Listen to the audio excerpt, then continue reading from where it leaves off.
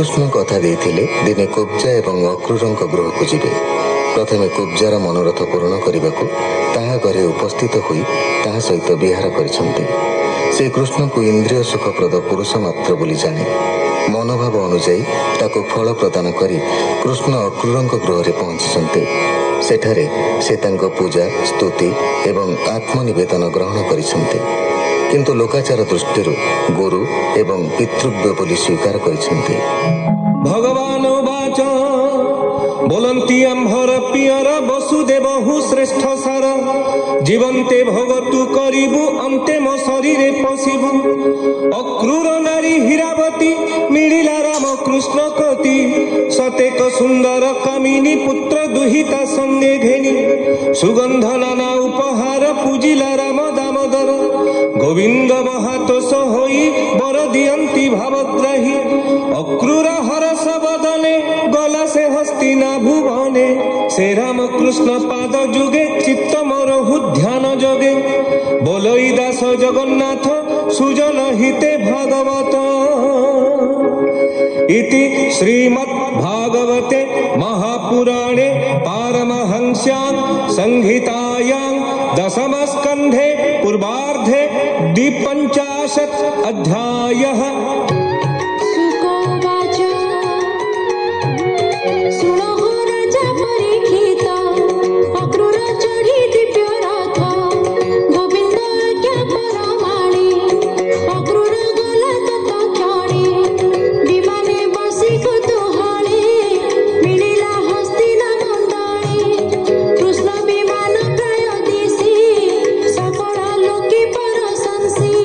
रथ ओल्हाई भूमि ताळे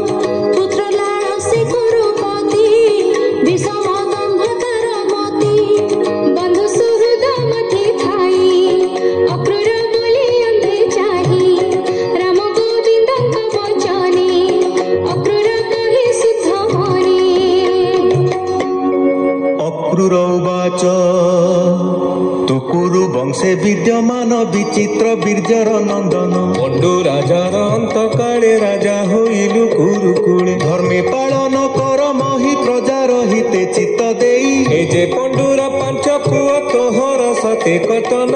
ଏଣେ ସମାନ ଚିତ୍ତ କର ତୋତେ ରଖିବେ ଦାମୋଦର। ମୋର କୁଟୁମ୍ବ ବୋଲି ମୋହେ ଅଧର୍ମ କରି ନିଜ ଦେହେ। ଧନ ସଞ୍ଚୟ କରି ପୋଷେ ସେ କାହିଁ ଥିବେ ତାର ପାଶେ। ବିଷ୍ଣୁର ମାୟା ବଳେ ଭ୍ରାନ୍ତି ଅନାଥ କରି ଛାଡ଼ି ଯାନ୍ତି। ସ୍ୱପ୍ନର ପ୍ରାୟ ଏ ଜଗତ ଭ୍ରମଇ ମାୟା ମନୋରଥ। ତୁ ମହାପୁରୁଷଙ୍କ ଅଂଶ କିମ୍ପାଇଁ ହେଉ ବୁଦ୍ଧି ଭ୍ରଂଶ। ସମ ଦୃଷ୍ଟିରେ ଶାନ୍ତି ଭଜ ତୁ କୁରୁ ବଂଶେ ମହାରାଜ। ହେମନ୍ତେ ଅକ୍ରୁରର ବାଣୀ ବୋଲଇ ଧୃତରାଷ୍ଟ୍ର ଶୁଣି।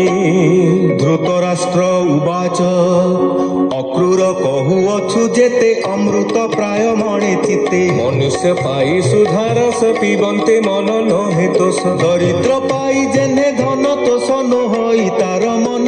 ତୋର ବଚନ ସେହି ମତ ଶୁଣି ଚଞ୍ଚଳ ମୋର ଚିତ୍ତ। ତୋ ବାଣୀ ନ ରହେ ମୋ ମନେ ମେଘେ ବିଜୁଳି ରୂପ ଯେହ୍ନେ। ପୁତ୍ରର ଅନୁରାଗେ ଚିତ୍ତ ଈଶ୍ୱର ମାୟାରେ ମୋହିତ। ହେମନ୍ତ ଗୋବିନ୍ଦର ମାୟା ଅନ୍ୟଥା କେ କରିବ ତାହା। ତାହାର କ୍ରୀଡ଼ା ଏ ଜଗତ କେ ଜାଣିପାରେ ତାର ମତ। ସଂସାର ଚକ୍ର ଗତି କରି ମାୟାର ବଳେ ଛନ୍ତି ଧରି। ତାହାଙ୍କୁ ମୋର ନମସ୍କାର ଛାମୁରେ କହିବୁ ଅକ୍ରୁର। ହେମନ୍ତ ରାଜାର ବଚନେ ଅକ୍ରୁର ଶୁଣି ତୋଷ ମନେ। ବନ୍ଧୁ ବାନ୍ଧବ ପାଦେ ଲାଗି କର ପ୍ରସାରୀ ଆଜ୍ଞା ମାଗି। ପାଇଣ ଅକ୍ଷତ ବ୍ୟବହାର ମିଳିଲା ପାଣ୍ଡବଙ୍କ ପୁର। କୁନ୍ତୀ ଦେବୀଙ୍କି ଆଜ୍ଞା ମାଗି ରଥ ଚଢ଼ିଣ ଚଳେ ବେଗି। ପବନୁ ବେଗେ ଗତି ଯାନ ସ୍ୱର୍ଗେ ଦେଖନ୍ତି ଦେବଗଣ। ମଥୁରା ଗଲା ତତ୍କ୍ଷଣ ଦେଖିଲା ଗୋବିନ୍ଦ ଚରଣ। ରାମର ପାଦେ ହସ୍ତ ଦେଇ ବନ୍ଧୁ କୁଶଳ କଥା କହି। ପଣ୍ଡୁ ବାଳକେ ରାଜା ଚିତ୍ତ ବକ୍ର ବ୍ୟବହାର ବିପରୀତ। ଶୁଣି ହସିଲେ ଭଗବାନ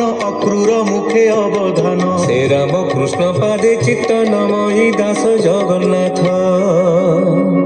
इति श्रीमद् भागवते महापुराणे पारमहंस्यां संहितायां दशमस्कन्धे पूर्वार्धे 53 अध्यायः।